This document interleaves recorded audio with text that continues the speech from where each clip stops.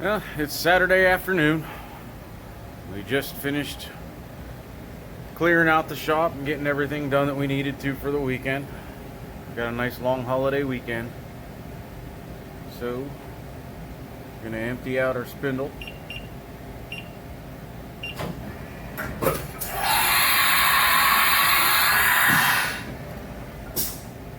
And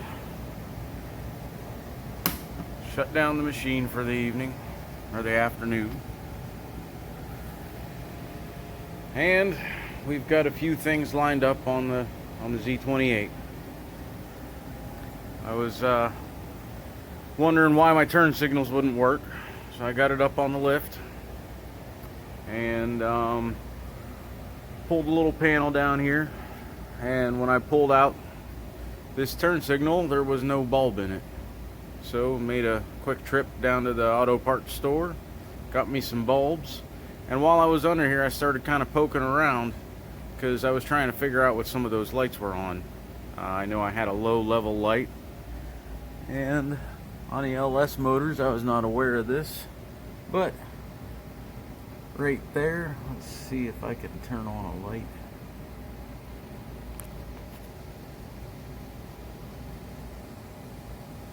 On the side of the oil pan, there's a sending unit for your oil level, which I thought was a pretty neat little trick. So I got a new sending unit for that. I also noticed that my O2 or my oxygen, my check engine light was on. It's been a long day already. So I come back here and look, and from the car being lowered, we didn't properly tie up our O2 pigtail, and as you can see it's drug to ground and it's a little frayed. That is the downstream O2 sensor. So I got on Rock Auto at the advice of old Whalen Wire and ordered a couple of those. It's about 25% of what it would have been at the local auto parts store. Disadvantage is the car is going to be on the lift a little longer than I had hoped. Also, I noticed that the car just felt a little weird going down the road, kind of like almost like a intermittent wheel bearing thing, which may still be the case. Everything does feel tight, but from the car being lowered, my camber is messed up, and you can see that on the passenger side there's no inboard tread, and on the driver's side I have got all kinds of cords hanging out. So I stopped at the local tire shop to check pricing on tires and was a little bit shocked at the price. So took a look at the back tires, and you can see that those are pretty thin here in the centers. I've got nothing left here. So I ordered 4 new tires from an online store and on eBay, and we'll see how long it takes for those to come in. I'll take these up to a local privately owned individual owns a tire shop. I'll see if he can switch those out for me. And also the quote-unquote exhaust or muffler delete package was actually just that. Someone took the muffler off, and looking at what I had, the muffler, here is the delete package. It appears as though somebody probably smacked the tailpipes on the ground and broke the exhaust outlet right off of the muffler. So I'm gonna see what I can do about sticking that back in there, cleaning everything up, and we'll weld it all back together and get it to seal up as best I can. So that's the oh, and also, as long as I'm gonna have that sensor out of the oil pan, I figured it'd be a good idea to go ahead and do an oil change. And I'm not sure what everybody else runs, but I know in my 99 Z-28 I always ran Mobil 1 full synthetic 530. Oh yeah, and another package came from eBay. Those are my deck lid struts. So we got a few little projects that we're going to be picking away at this afternoon. After changing my bulbs, I turned on the right turn signal and nothing is blinking. We have lights in the back, we have lights up here, but it doesn't appear as though my turn signals work. It looks like someone has already been in and replaced the socket, so this must have been an ongoing problem. I'm not sure if this has dual flashers, one for the right hand side and one for the left hand side, but I think that's where we're going to look next, and that's probably going to have to wait for another day. Well, that was a little less than productive day. We did get, let's see here, we did get the exhaust bracket welded back on. We were able to get the old exhaust slipped off of here, the piece that broke off of the muffler, and over here we got the piece welded back onto the muffler. But now I can't get anything back together. I need to get a an expansion tool to open those back up a little bit so I can slip everything back together and get the exhaust back on. The turn signals, they do not work. I've got to try to change a light socket. I got a funny feeling that's not going to be the problem, but we'll start tracing wires back and figure out where it's broken, because we're not getting anything, even with the 4-ways, we're not getting anything back to the up to that light.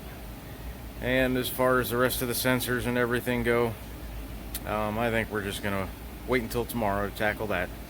But in order to find out what you got to do, you got to dig in and see what's wrong. So another day.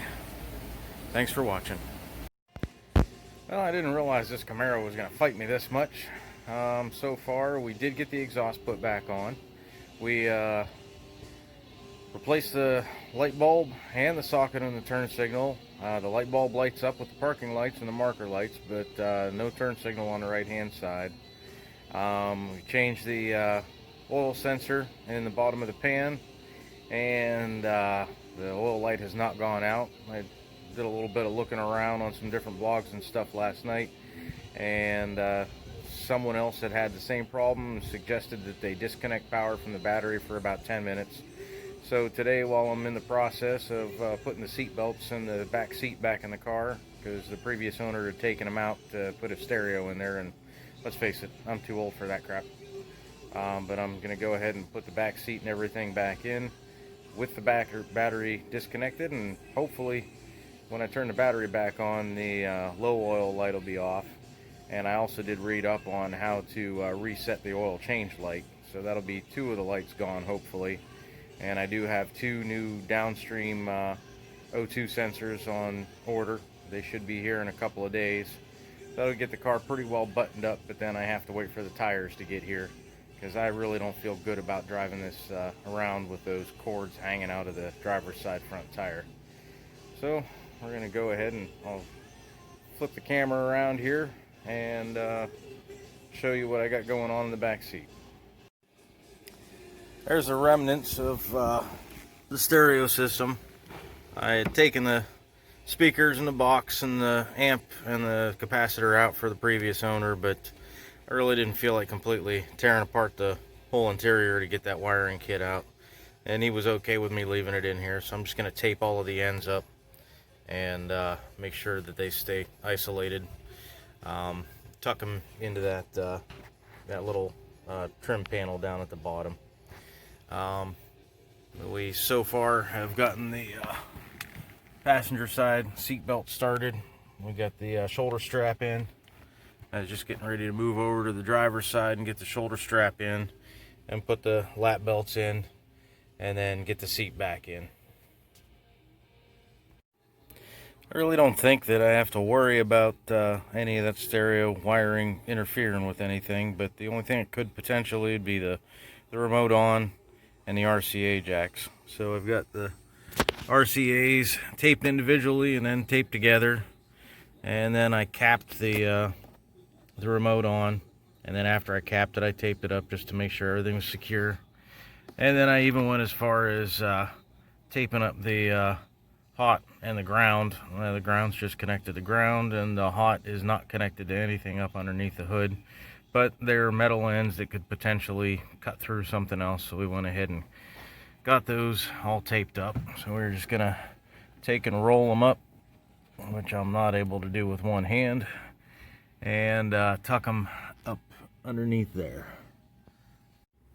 Well, we got everything tucked up and out of the way.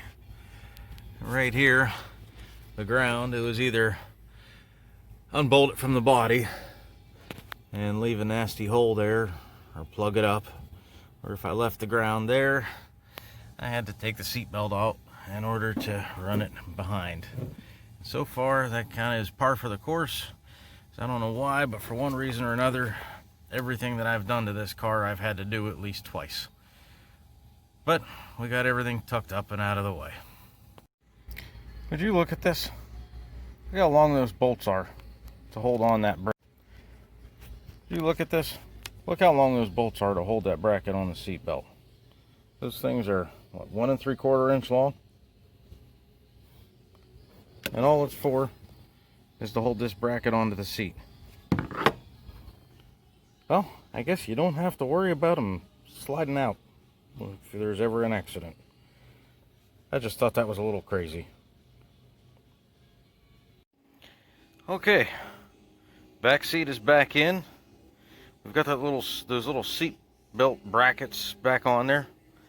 I wonder if the GM engineers realized that any more than a couple of threads sticking out beyond the nut that you're using is kind of pointless. That was a lot of threads on there, but it's all together.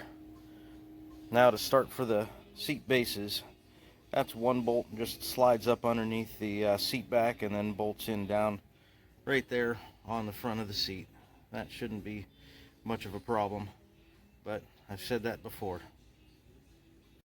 And there you have it, a 4-seater Camaro. Wonder if my insurance rates will go down. Probably not. Okay, on to my next favorite thing. Trying to figure out what's going on with these turn signals. Wiring and pulling apart the bottom of the dash. Yeah. What do we got? Looks like we got a screw there. And another one over here. Hey, there's my OBD2 port. Ah. Looks like that's been messed with. So we're going to go ahead and pull that cover off the bottom. Watched a video the other night on how to change a flasher. If that's not it, then I'm afraid it might be my turn signal switch. And I'm really not looking forward to that endeavor, if that's what the problem is. But we got to start somewhere, and then maybe while I'm in there I can figure out why my radio gets absolutely zero for reception. I'm assuming it's an antenna issue. When I bought the car there was no antenna on it, so I bought a nice fancy new antenna, put it on there, and it made absolutely no difference. So I checked while I was getting ready to put the seat belts in today, and it does have a piece of coax going up and plugging into the bottom side of the antenna. So I'm hoping that it's not broken somewhere in a door molding or something, but may or may not pull the head unit out and see if the antenna is even plugged into it. Oh, we found our flasher. It's right up there. I replaced it with an aftermarket unit. I believe it was set up for LED lights, which I don't have, but it was all they had at the parts store. This is what I replaced, and you can see this is what I replaced it with. I've tested, and I did find that the turn signal switch in the steering column must be okay, because when I turn on the right turn signal now, I do get a turn signal. Let's see here.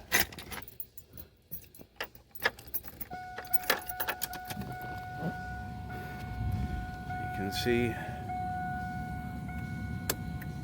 my right turn signal indicator is blinking. That's a great thing. The rear tail light is blinking. That's good.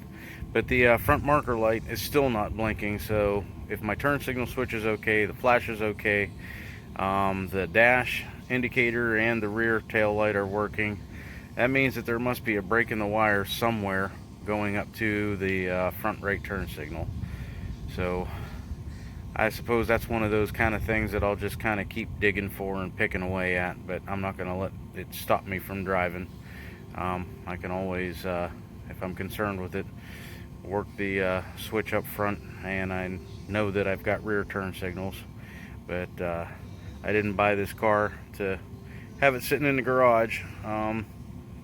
This is a driver, so I'll drive it, and as soon as I can find it, I'll fix it. But until then, I'm going to have fun with it. So I think that's going to be about it for today. I don't really know how I feel about pulling that dash apart to try and figure out what's going on with the antenna. It is Monday, Labor Day, and I'm going to enjoy my day off and maybe hang out with the family a little bit. Thanks. I couldn't stop myself. I had to pull apart the dash, see what's going on with the radio. This kind of shows my age. Wondering where the rest of the radio is. And I realized that they no longer come with 8-track players or CD players in them. They've got these fancy USB ports and Bluetooth connections now. But usually all I listen to is just the radio. And I saw that little bugger sticking out, and I realized that it requires an adapter. So I went poking around in some stuff that I got up in the horse shed.